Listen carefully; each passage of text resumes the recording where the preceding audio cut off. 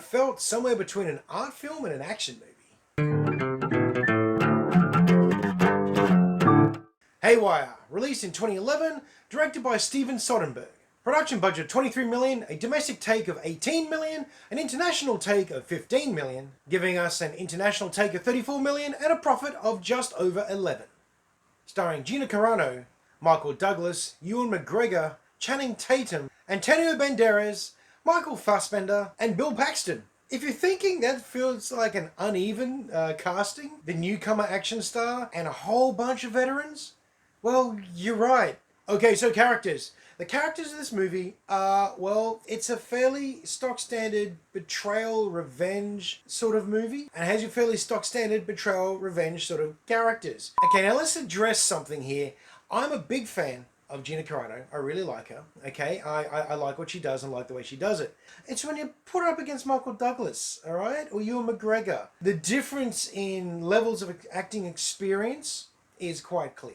Anyway, having said that, Gina's character, Mallory, she's quite good. I didn't mind her at all. She's a relatively simple character. She's a black ops specialist, one of the best in the field. She goes out and she does very tricky jobs, represented by a private company that is hired out by the government. She's very well trained, very tough soldier, ex-Marine it turns out, but still vulnerable, still able to be injured, still has weaknesses, and I didn't mind that at all. A fairly well-rounded character for this sort of movie.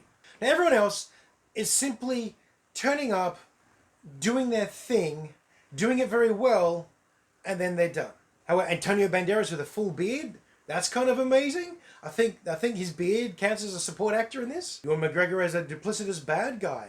That's pretty good. All of his charisma with a nasty edge to it, quite like that. Michael Douglas is Michael Douglas, and Michael Fassbender is almost unrecognizable at this stage in his career, but still very good. I don't know what Channing Tatum's doing in this movie. I was not expecting to see him as a support character. That's all. Bill Paxton just rolls in, makes you love his character in 30 seconds, and then rolls out. I mean, well, there you go. And that's literally it for characters. I would normally try to go in a little bit of depth on all the other characters, but there's nothing to go into.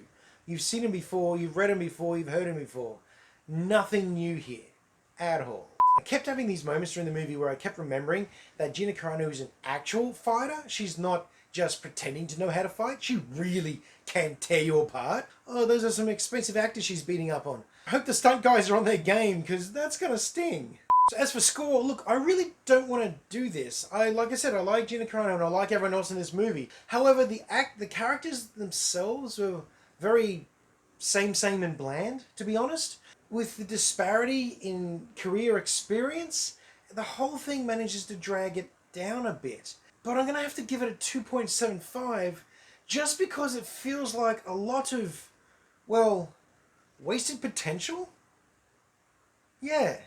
Story! Okay, so story at the start feels a lot like characters. Stock, standard, seen it before. Takes a couple of changes here and there. Nothing too dramatic. It isn't a game breaker for the genre, but they do it quite well. There's one development in the movie where Michael Douglas' character, you're expecting him to be one of the bad guys, one of the people to get taken down.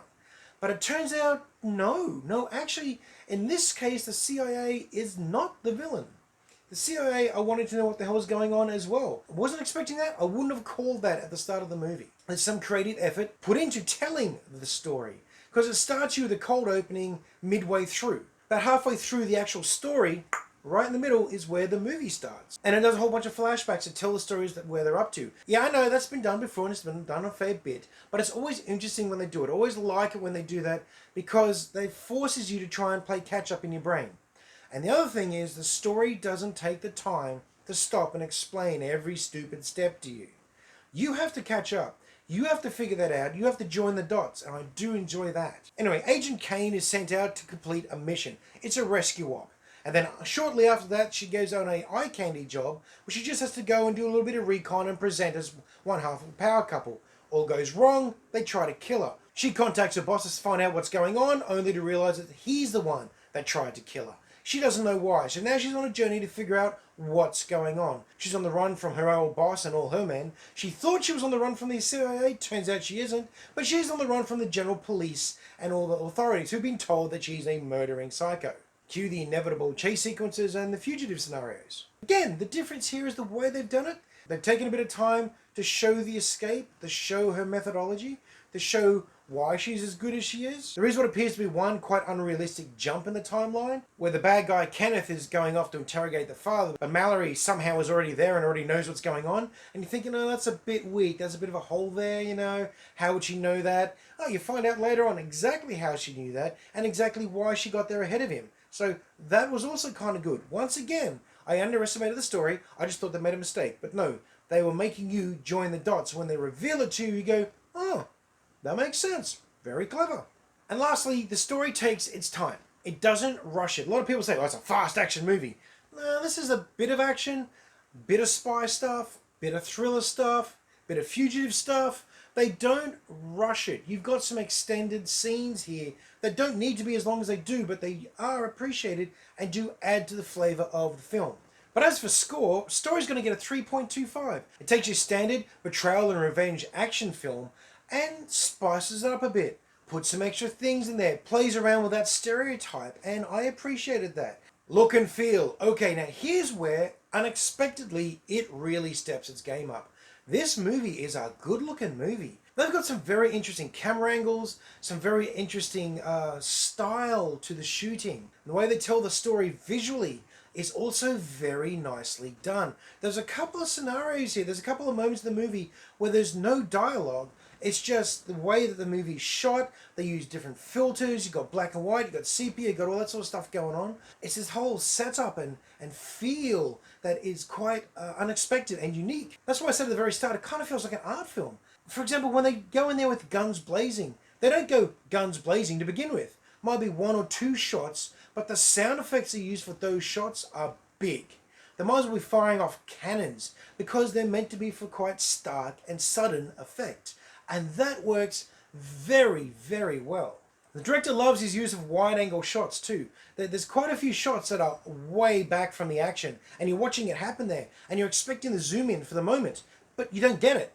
There's one particular little, very short, sharp gunfight where it's Mallory behind a car, bang, bang, bang at bad guys, and it's all in an extreme wide-angle shot. And that gave you a different perspective on the whole way that the film made you feel about it. Other times when she's running across the rooftops and they're tracking her, and as the feeling of tension is building and she's trying to get away, and they're still on her tail and still on her tail, at one stage she's climbing down a drain pipe and the camera's right up in it. Like the camera had to be about here for that shot, and it's right in there and there's a pipe in the way and you're watching her move down. It felt claustrophobic, it felt difficult and dangerous, and when she slips off it, you kind of jump a bit because it was building up to that.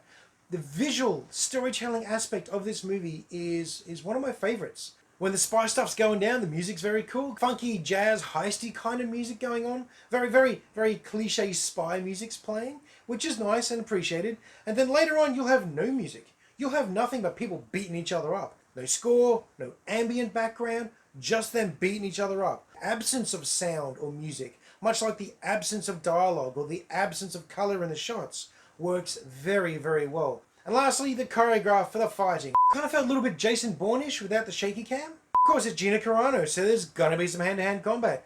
And my goodness, she can throw a punch. You really feel like she's hitting people in this. Some blocks and throws, but mainly it's just straight up brawling. Sounds like it hurts too. Apparently she did all of her own stunts. I'm not even remotely surprised at that. Mallory Kane feels as dangerous as they say she is in the film, which is also nice. Quite often these movies will say something and you see it and you're just meant to connect them. Nah, she feels as deadly as they say she is. So the score in this one, I'm thinking about a 4.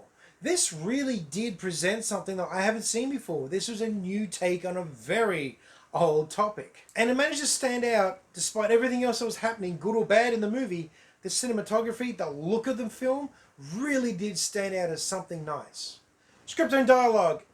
Okay, this doesn't go as well. Pretty much all of the support actors, they've been doing this for a long time. So as I said at the beginning, most of these guys can do it in their sleep. Most of these actors are just stepping into a role and then stepping out again. They shine when they're in it, they do it very well, they present the lines well, they've got it all locked down, all wrapped up, everything you'd expect, and it's good. I wonder if it would have made it easier or harder to have quality veteran actors in a supporting role for this film. Gina, on the other hand, as I've said, I'm a fan of Gina Carano, so this isn't easy. She isn't great in this movie, okay? She delivers her lines. She does it seriously. She does it as an actress. She does, well, I'm sure, her best. I can't say that she's good, though.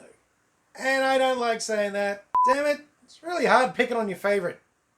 She's wooden. She's a bit static. She's a bit forced. Her charisma is best when she's not with anyone else in the room. Particularly when she was opposite Michael Douglas. That's just not fair. I mean, the guy is all professionalism and smooth and charm. And she's really not anywhere near that level yet. But, luckily, her character is meant to be a blunt soldier. She's basically the hammer and everything else is a nail. That's the sort of character she is. So, in that respect, I can rationalize it. But I understand why a lot of other people went, no, that was terrible. As for the rest of the stuff, look, they don't go too heavy on the exposition. You do have to figure it out for yourself, which I enjoy. Watching McGregor be the bad guy was a delight. Watching Fassbender do his thing was also good. Antonio Banderas and his 12 lines that he had in the movie. He delivered them like the veteran he is. So yeah, script and dialogue, okay. When it works well, it works great. When it doesn't work so well, it's clunky and awkward. And it's a real shame that the clunky and awkward is your lead actor. Pains me to say it, but she's clearly the weakest link in the spoken word department of this movie. So obviously what I want to say is I want to talk it up and make it a 3 because I want it to be good. But just because I want it doesn't mean I get it, and I have to be honest and I have to give script and dialogue a 2.5. She's not the worst, but it certainly didn't help that she's stacked up against actors like that, delivering lines like these. Fun factor, well, I enjoyed it.